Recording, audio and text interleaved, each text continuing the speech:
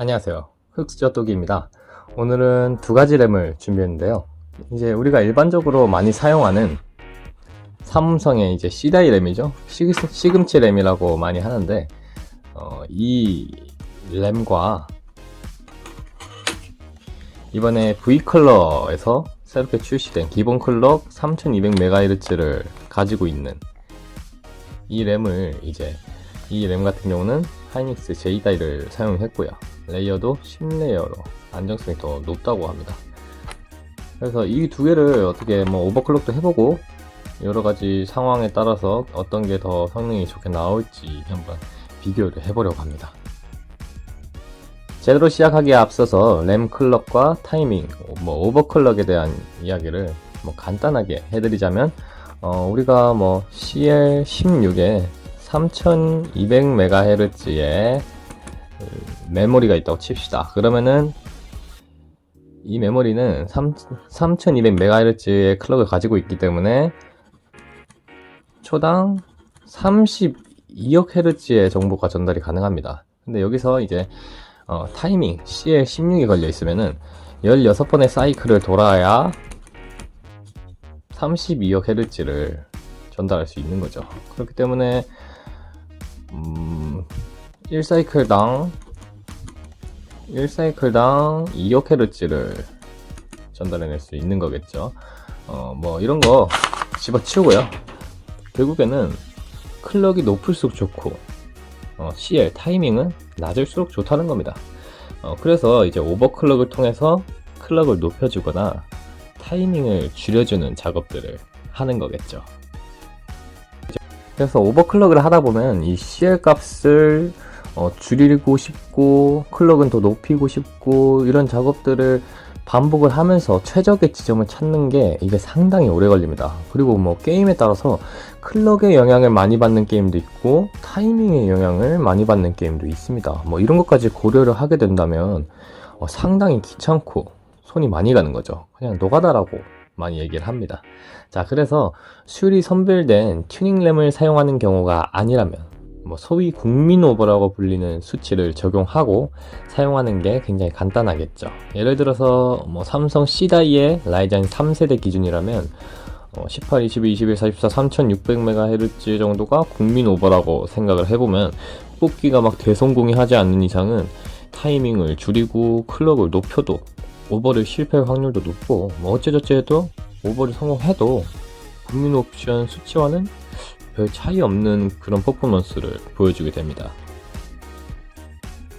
램 오버클럭에 대한 이야기는 이 정도로만 해두고, 자, 그래서 오늘은 기본으로 3200MHz가 적용된 램을 삼성 램과 비교해보는 시간을 가져볼 거예요.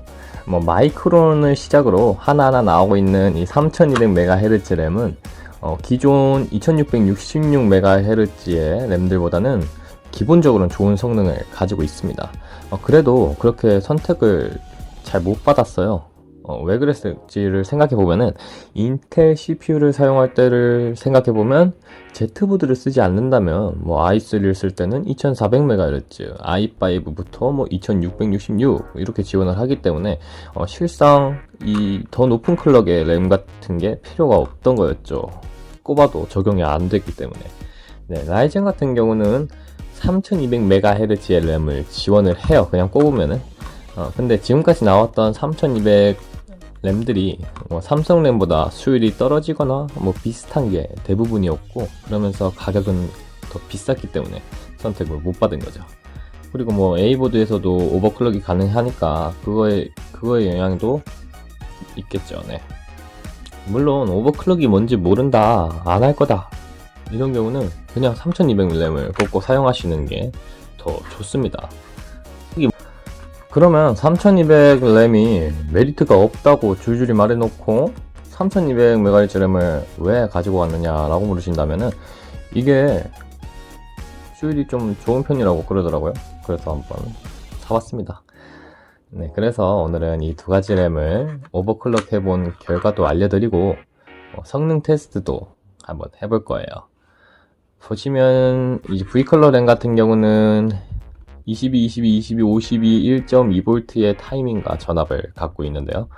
이 수치는 삼성램에서도 똑같이 적용을 할 수 있는 수치이기 때문에 이것만 보고 단순히 얘가 더 오버가 더 잘 될 거라고는 알 수가 없어요. 그래서 제가 열심히 노가다를 하고 온 결과로는 삼성냉의 경우는 제가 가진 게 그냥 아주 평범한 수준이어가지고 18에 3666MHz 오버클럭이 가능했고요.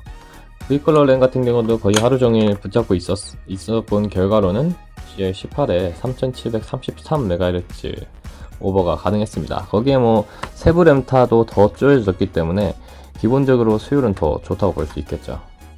충분히 여러 개의 램을 만져봐야지 램이 평균 수율이 어느 정도 나올지 알 수 있기 때문에 삼성 램보다 좋다 안 좋다를 확실히 판단하기는 어렵겠지만 뭐 여러 가지 커뮤니티 같은 데서 둘러보게 되면은 평균적으로는 삼성 램보다 조금 더 좋은 수율을 갖고 있다는 걸 알 수 있었습니다. 자, 그러면은 이 두 가지 램의 오버 수치에 따라서 게임 성능이 어느 정도 차이가 있을지 한번 비교해보는 시간 갖도록 하겠습니다. 오버클럭 없이 사용하실 분들을 위해서 삼성 램 기본 클럭과 V컬러 이 램의 기본 클럭일 경우의 테스트와 둘 다 오버할 수 있는 최고점으로 오버했을 때의 성능 차이를 비교해보도록 하겠습니다. 테스트 시스템은 라이젠 5 3500, 에이서스 터프 B450M 프로, 조텍 1660ti, 그리고 삼성램과 V컬러램 이렇게 사용하겠습니다. 테스트 게임은 리그 오브 레전드와 배틀그라운드이며 FHD 144Hz 모니터를 사용하겠습니다.